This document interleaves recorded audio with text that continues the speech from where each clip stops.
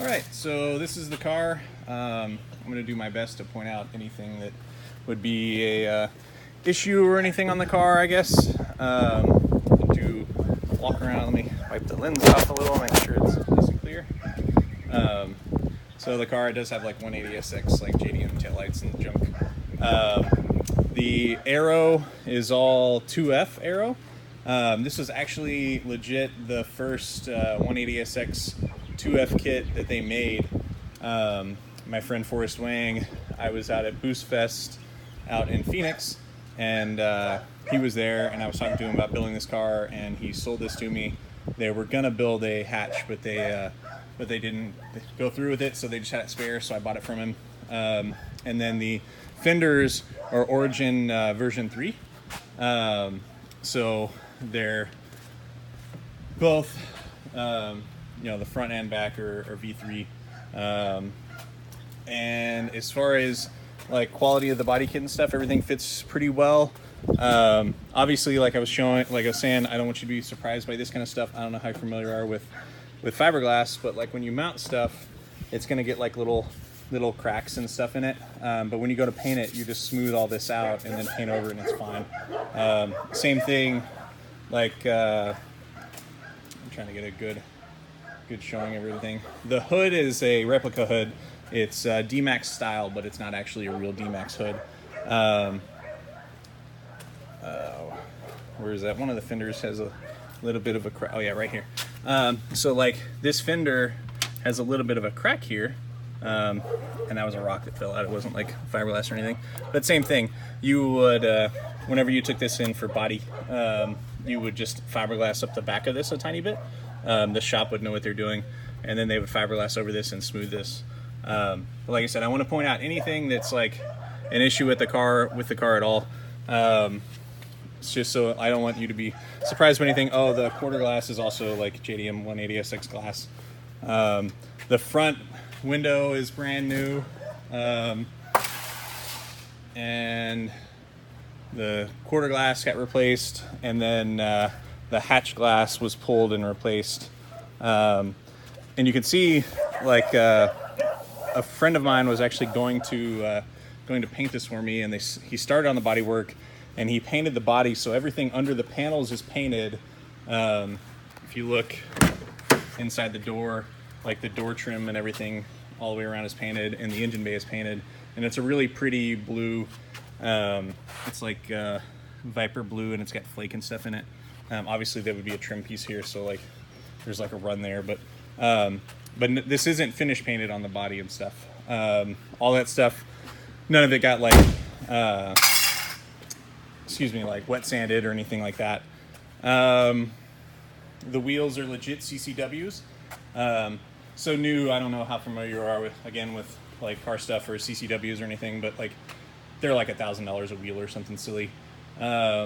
These were 16s, and so they have step lips up to 17s, and the fronts are 17 by like 10 or 10 and a half, and the rears are like 11 and a half. And they work really well with the kit and everything. The car has an alignment that's, I took it to Doghouse Performance in Crescent at the racetrack, and those guys build like really fast race cars and stuff, and they're very familiar with setting up suspension. But the suspension is set up for drifting and also daily use. But it is like actual corner balance, actual aligned and everything, so it's good to go on that kind of stuff. You could go lower with the car and everything, but this is kind of like the optimal height to still get useful suspension travel and things out of the car, while also being low. You could put a little bit of a taller tire in the front to get a little better fitment, because it does pull in a little. And what else? It's got the little like carbon like GT mirrors and stuff. Like I said, I'm pretty much just looking at everything. Oh, the front and rear bumper are both quick detach, using like Zeus fasteners. So Zeus fasteners are quarter turn fasteners. You just turn them like boop like that, and then it pops out. Then up front here, there's just studs holding there and there that just you pop it up off of. And then underneath the front, there's a bash bar that's really nicely made, and it's also quick detach. So if you ever need to load the car on the trailer or anything, obviously a low car is really hard to load on the trailer. So you just pop the bumpers off very quickly, front and rear, and like you can pop them off in like a minute, put it on the trailer or whatever, you know, if you need to get under the car to work on it and stuff and you need to get a jack under it, it makes it a lot easier. It's got clear S13 turns up front. All the lights on the car are all LED.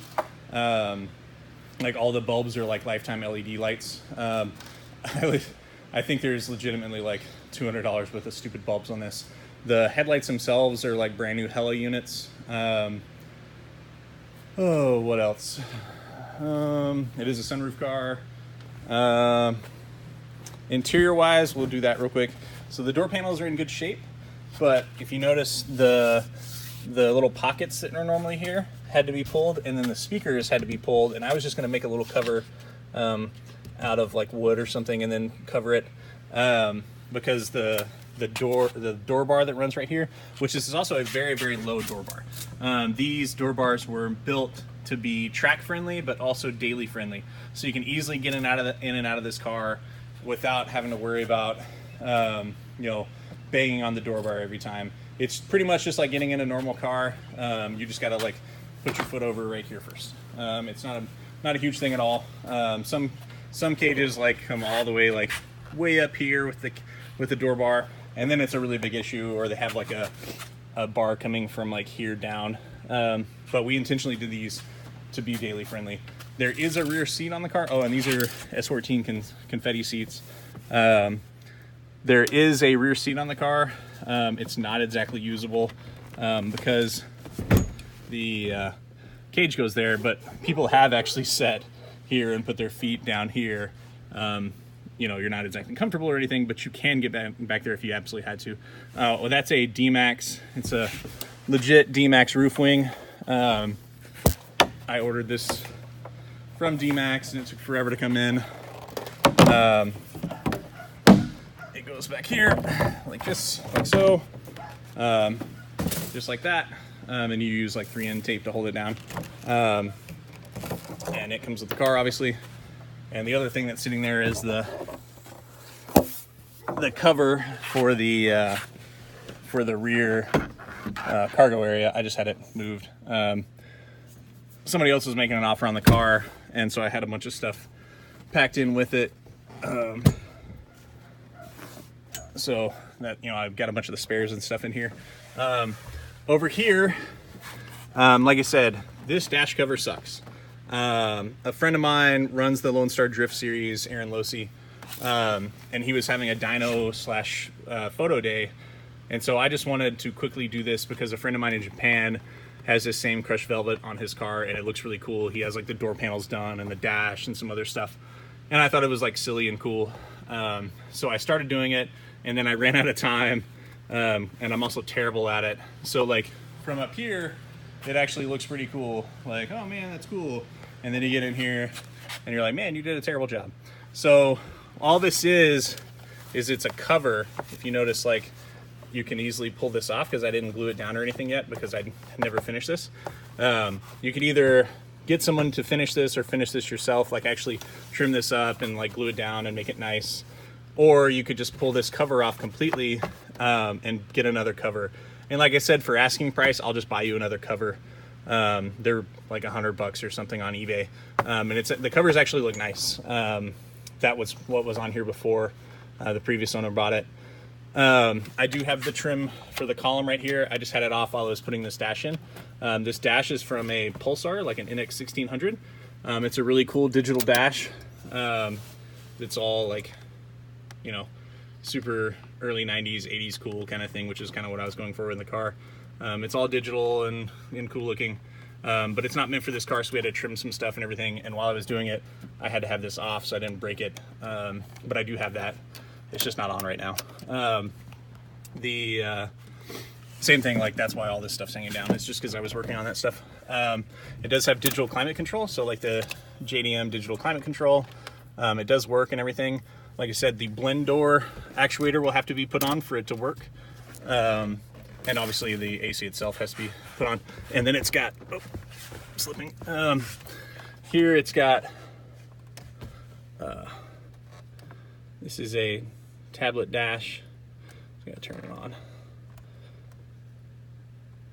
It came unplugged the other day, so it's like a legit, just like normal, like LG tablet. Any tablet that runs off of whatever the stupid whatever not Apple is, I can't think of it. Android, there we go. Anything that's Android will run off of this. I will most likely buy you a matching tablet to this one so it sits in the same spot, because this is actually a tablet that is on my phone plan and everything, so I could like watch movies and junk on this. But the main thing about it is I can't really reach it right now. It has the EMU Dash, which is the name of the standalone that I have, and it reads all the gauges off Bluetooth. So if I turn the key on and give it power,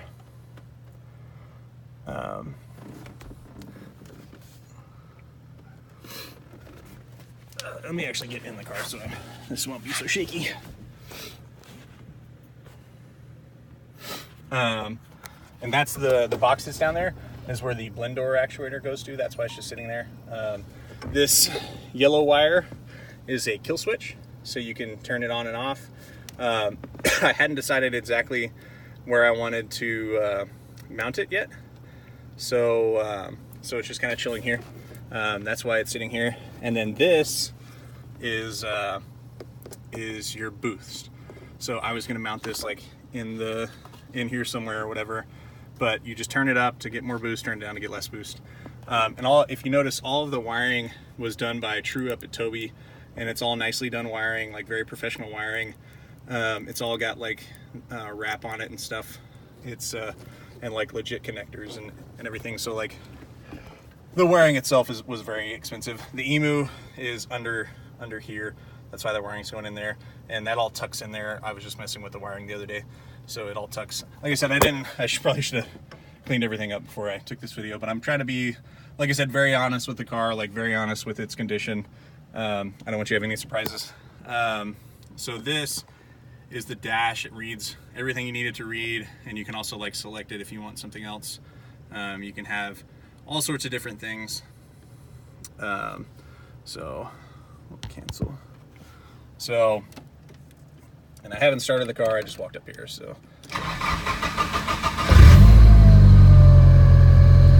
You see it idles just fine, starts up great, sounds fine, no issues.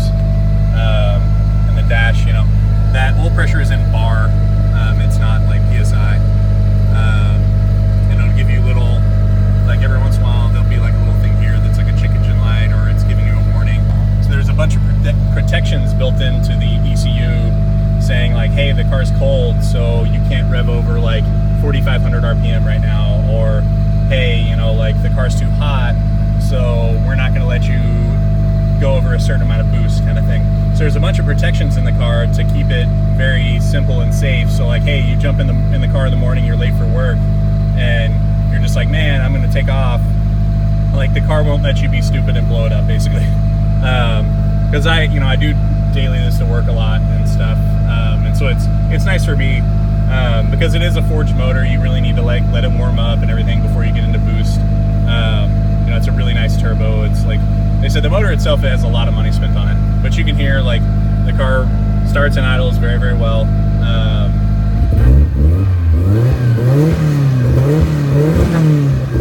That's what I'm talking about. When it's cold, it won't let me. I don't know if you heard it kind of get into the rev limiter. It wouldn't let me rev it up super high because it knows it's cold.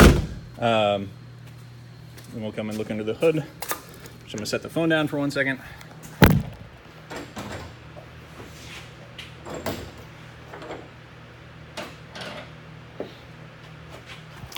Okay, so, oops, put it up upside down.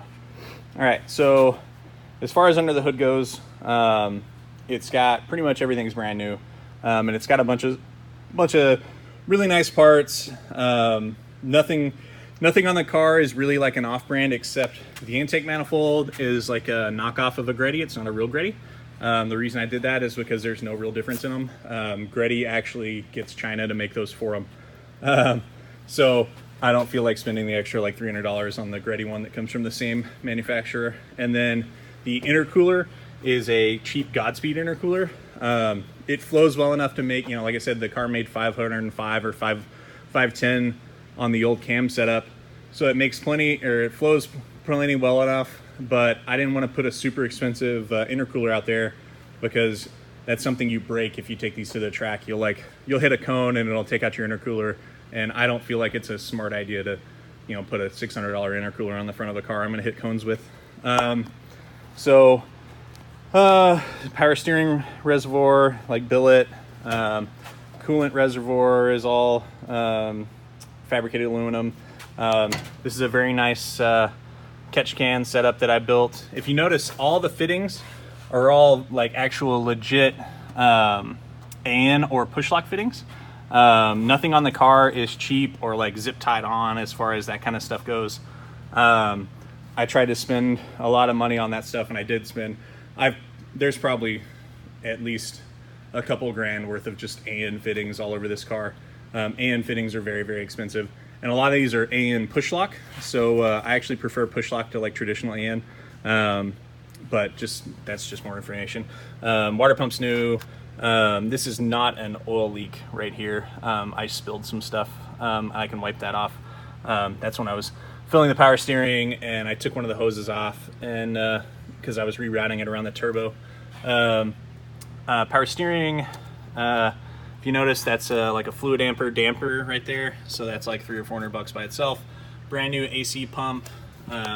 This is an upgraded alternator over a factory SR alternator. It's not the factory style alternator. It puts out a lot more. It's off a newer, I think Quest or something. I can't remember what it's been. I built this car over like 4 years, so I spent a lot of money over time.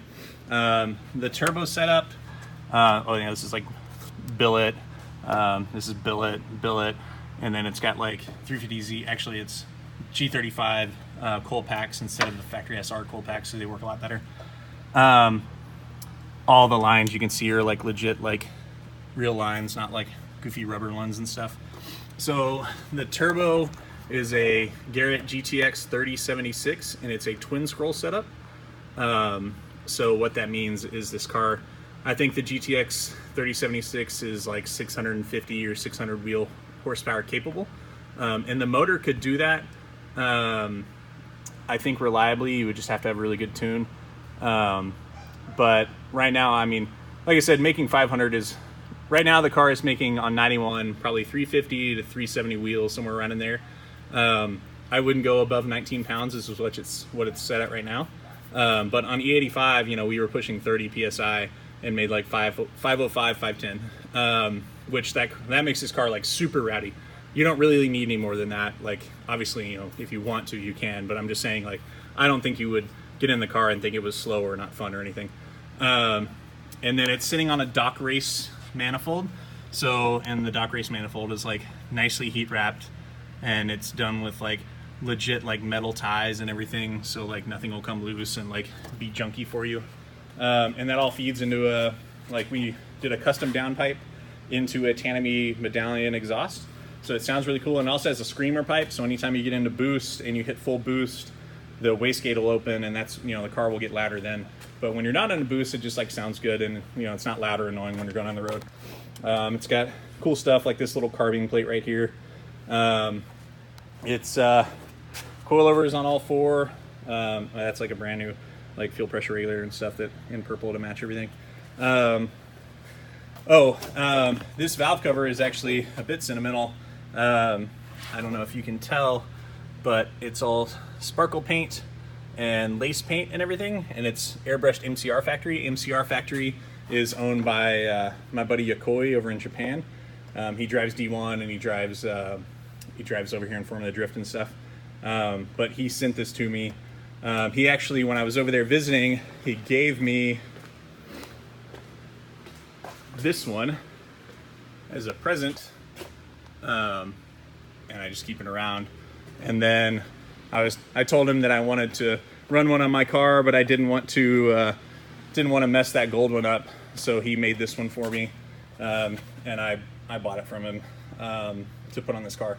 So that's going with it. So it's like cool JDM parts and stuff. The cams on the car are factory cams. I don't really like aftermarket cams in SRs. They lead to failures.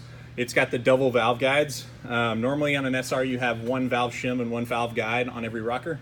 I turned valve guides into shims, so it's double guides on everything, so that helps you from spitting rockers. It's obviously a Pexi head gasket, aftermarket. It's got a brand new oil pump in it. Aftermarket, it's like OEM oil pump. Aftermarket rods and bearings and pistons and everything. Like the motor is legit. It'll stand up to whatever you put it to, put to it, as long as it's a good tune and everything and you take care of stuff. Obviously everything is dependent on your tunes and stuff. That's why I was saying I would recommend going to True, because he can give you a nice safe tune.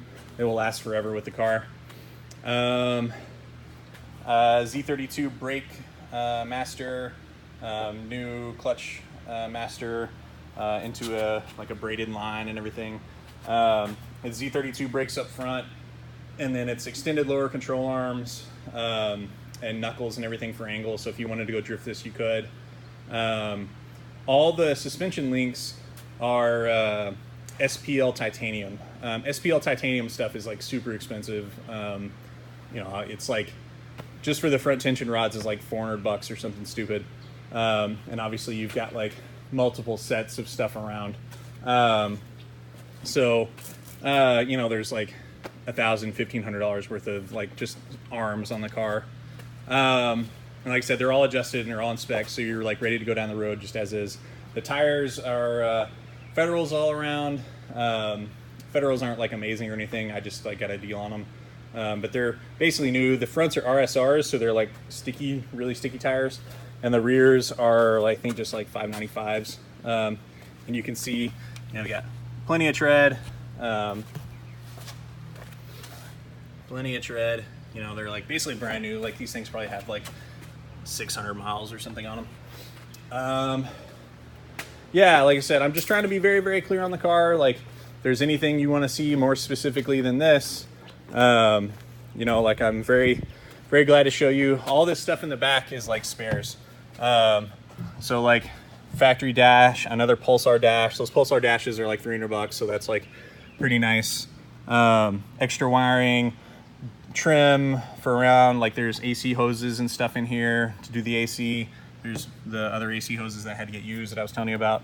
But yeah, like I said, I just don't want you to think the car's like perfect or anything and expecting that. But I mean, you've probably seen the parts list. Like I have a legitimately, I actually have like 40 something in this car, but that's with me spending money on stuff and then changing my mind and doing other things. But in the car right now, easily $30,000, closer to 35 most likely. And that doesn't mean that this car is a $30,000 car, because it's still a 240.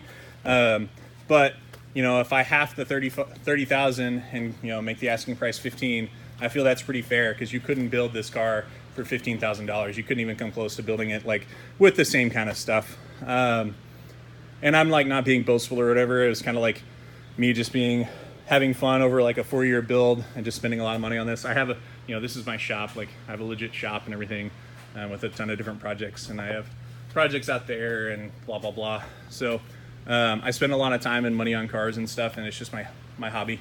But yeah, so like I said, if there's anything you want to see on the car besides what I just sent, I think this is already like a 30-minute long video or something, just let me know. I've been in the Texas like 240 scene for like 10 years, 15 years or something. And I don't want to screw anybody over, and I don't want you to have any expectations and this thing be lacking. Like I'd said before, it is set up kind of to be a race car that you can drive on the street. So it's stiff, and it rides like it rides. You'd have to hook up the AC and everything still. And I do, like I said, I have the paint. Actually, it's right here. I have the paint for it, which is all ready to go. I spent like just on the paint like $600 or $700 or something, so I can paint this thing all and be ready to go with it. But yeah, so this is what you're getting, and just let me know if you need anything else.